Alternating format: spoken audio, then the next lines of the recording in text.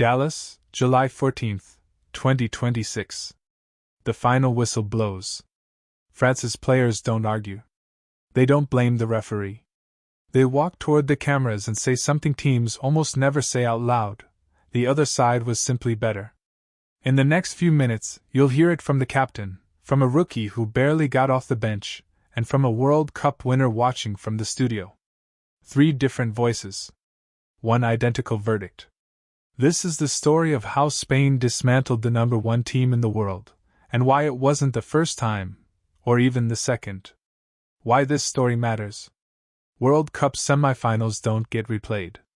There's no group stage safety net, no second leg, no do-over. One match decides who plays for the trophy, and who goes home. So when the top-ranked team in the world loses that match 2-0, and loses it clearly, the football world pays attention. But this particular result carries extra weight. It's not just a single bad night for France. It's the latest chapter in a rivalry that has quietly turned one-sided, and understanding why requires going back further than this one game. The background. Heading into the semi-final, France arrived as one of the tournament's 2 clear favorites, sitting at #1 in FIFA's rankings. Spain sat third. On paper, most neutral observers expected a close contest, maybe even a slight edge for France given their attacking talent. Through the group stage and knockout rounds, France had been ruthless, conceding no more than a single goal in any match while outscoring opponents by a wide margin, largely on the strength of 2 players who had carried the attack all summer. Spain's road looked shakier by comparison. A modest draw against Cape Verde in the opener raised eyebrows. Wins over Saudi Arabia and Uruguay didn't fully convince skeptics that this team could handle the tournament's true heavyweights. Their most talked about teenager was managing a hamstring issue that had limited his minutes early on. If anything, France looked like the safer bet going into Dallas. The key people. A handful of names sit at the center of this story. For France, Captain Kylian Mbappé, the presumed difference maker; Ousmane Dembélé, the reigning Ballon d'Or winner; Michael Olise, the creative spark expected to unlock defenses; and head coach Didier Deschamps, in what was already known to be his final tournament in charge after 14 years. For Spain, midfielder Rodri, the Ballon d'Or winner from the previous cycle, quietly rebuilding his reputation as the most disruptive player on the pitch; young winger Lamine Yamal, playing through a minor injury but never short on confidence; and manager Luis de la Fuente, whose team had gone unbeaten for well over a year. One more name matters here too: William Saliba, France's most reliable defender, whose fitness would become part of this story before the night was over. Building the timeline. The match itself did not stay close for long. In the 22nd minute, Lucas Digne brought down Yamal inside the box, and Mikel Oyarzabal converted the resulting penalty to put Spain ahead. Just past the hour mark, Pedro Porro finished off a sharp team move to make it 2-0. From there, Spain controlled the pace and the ball almost entirely, and France never generated the response their attacking reputation had promised. Adding to France's troubles, Saliba went down with an injury in the first half after simply jogging back into position, no contact, no collision, and had to be replaced by a less experienced Maxence Lacoste, who had looked unsteady in his only previous appearance of the tournament. By full time, the scoreline read 2-0, but the underlying story was even more lopsided than the goals suggested. The evidence, what the players and analysts said. This is where the confession part of the story begins, and it's worth hearing it in the players' own words, because it's unusual for athletes to be this direct right after elimination. Mbappé didn't hide behind circumstance. Speaking to reporters afterward, he acknowledged that France simply didn't execute, not tactically, not technically, and said that failing to do the basic things right in a World Cup semi-final means you don't win. He went further, crediting Spain specifically for controlling the game in a way France couldn't match, and pointing to sloppy touches on the ball as a root cause of the defeat. Coming from the player expected to be the difference maker, that kind of self-assessment carries weight. Rayan Cherki, one of the few French players who stopped to speak at length that night, echoed the sentiment almost exactly. He admitted he wasn't sure what to say, that Spain had outperformed France in nearly every phase of play, and that while he still believed France was the stronger team on paper, Spain had clearly been the better side on that particular afternoon. Then came a voice that hadn't even been on the pitch. Patrick Vieira, the 1998 World Cup winner-turned-analyst, said the French squad's performance, not just the result, was the real disappointment, and that it wasn't isolated to one or two players but a collective letdown. He gave Spain full credit for the win and pointed specifically at how completely Spain's defense had shut down Olise, France's creative engine, saying he simply never got on the ball. Even Deschamps, who spent part of his press conference questioning the penalty decision, couldn't fully dispute the broader picture. Reporting on his comments made clear that regardless of the penalty controversy, Spain's win was hard to argue against as anything other than deserved. Three separate voices, a captain, a young substitute, and a legend-turned-analyst, landed on the same conclusion independently. That consistency is what turns a single quote into a pattern worth examining. Why this moment matters beyond one game. Here's the detail that changes the entire framing of this result. This wasn't an isolated shock. It was the third consecutive summer that Spain has eliminated France at the semi-final stage of a major tournament. At Euro 2024, Spain won 2-1 en route to the title. In last year's UEFA Nations League, the two sides played a wild match that Spain won 5-4 after leading 5-1. Now, at the 2026 World Cup, Spain has done it again.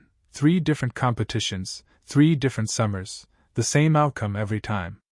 This result also extended Spain's unbeaten run to 37 matches, matching the all-time international record held by Italy. Spain's last defeat came back in March 2024, a 1-0 friendly loss to Colombia. Every competitive match since then, including a European Championship title, has ended without a loss. Through 7 matches at this World Cup, Spain had conceded just a single goal, a defensive record that stands out even in a tournament full of elite teams. Before the match, Yamal had told reporters that if France should fear anyone, it was Spain. Given his history of similar predictions before beating France at the previous 2 tournaments, the comment reads less like bravado now and more like a pattern. The mechanism, how Spain actually did it. Understanding this result means looking past the scoreline and into the middle of the pitch, because the story of this match is really the story of one midfielder. Multiple outlets identified Rodri as the most influential player on the field, despite not scoring or assisting either goal. His positioning repeatedly cut off Olise's supply lines, forcing the Frenchman either to drop deep or drift wide just to touch the ball. That, in turn, pulled Dembélé out of his usual space and into central areas to compensate, meaning 2 of France's most dangerous attackers spent large portions of the match reacting to one player's positioning rather than creating chances themselves. Spain's structure was built to protect that advantage. Fabian Ruiz and Dani Olmo found space around Rodri, Porro and Marc Cucurella provided width, Yamal added unpredictability, and Oyarzabal supplied composure in the final third. Every time France tried to press Rodri directly, it opened space for another Spanish player to exploit. By the second half, Spanish supporters in the stadium were reportedly applauding extended passing sequences the way fans usually applaud a chance on goal, a small but telling sign of how thoroughly the game had turned into a possession exhibition. Post-match ratings reflected the gap. Rodri and Fabian Ruiz both received strong marks, with Ruiz matching Rodri's tackle numbers and winning a string of 50-50 duels through the middle. France's midfield pairing, by contrast, was described as lacking the range and vision to break down a well-organized Spanish defense, with even a substitute unable to change the picture. The broader lesson, as more than one analyst framed it, is that individual attacking talent can decide moments in a match, but midfield control decides whether those moments happen at all. Spain built their entire structure around the second idea. France built theirs around the first. In Dallas, the structure won. The individual collapse up front. The tactical breakdown becomes even starker when you look at what happened to France's individual stars, all of whom had been prolific throughout the tournament. Mbappé finished the match with no shots on target, no chances created, and only 12 completed passes across 90 minutes. His first shot attempt didn't come until the 67th minute, and it was blocked immediately. Dembélé, the reigning Ballon d'Or winner, didn't complete a single dribble and managed only 2 shot attempts, both in stoppage time after the outcome was already decided. Olise touched the ball inside the penalty area exactly once in 72 minutes on the pitch, spending most of the match searching for possession near midfield rather than threatening near goal. The pattern extended across the rest of France's attacking options as well, with reporting afterward describing the entire front line as neutralized in a way that rarely happens to a group with this much individual quality. Losing Saliba to injury in the first half only compounded the problem, forcing France to defend a rotating Spanish attack with a makeshift back line for most of the second half. The consequences. For Spain, the result sends them into their second-ever World Cup final, carrying a 37-match unbeaten run and a defense that has barely been tested. Manager Luis de la Fuente credited discipline, organization, and game intelligence as the foundation of the win, rather than any single tactical trick. Long after the final whistle, fans reportedly stayed inside the stadium, chanting and celebrating as ground staff began preparing the pitch for the next match, a sign of just how comfortable Spain's camp felt with the result. For France, the loss closes more than just a tournament. It marks the end of Didier Deschamps' 14-year tenure as head coach, with only a third-place match left before his departure. A manager who delivered the 2018 World Cup title leaves the job on the back of a night his own captain stood in the mixed zone and openly credited the opposition for being better. Looking toward the future. What makes this result harder to dismiss as a one-off is the consistency behind it. 3 tournaments, 3 semi-finals, 3 wins for Spain over the same opponent, built on the same defensive foundation and the same midfield control.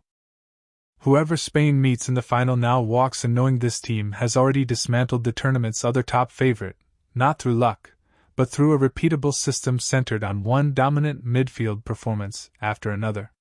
France will regroup under a new coach and look to rebuild around Mbappé and Dembélé for the next cycle. Spain, meanwhile, takes a nearly 2-year unbeaten run and a defense that has conceded almost nothing into the biggest match of the tournament. The question now isn't whether Spain can be beaten. Every unbeaten run ends eventually. The question is whether anyone left in this tournament has actually found a way to solve the problem France couldn't.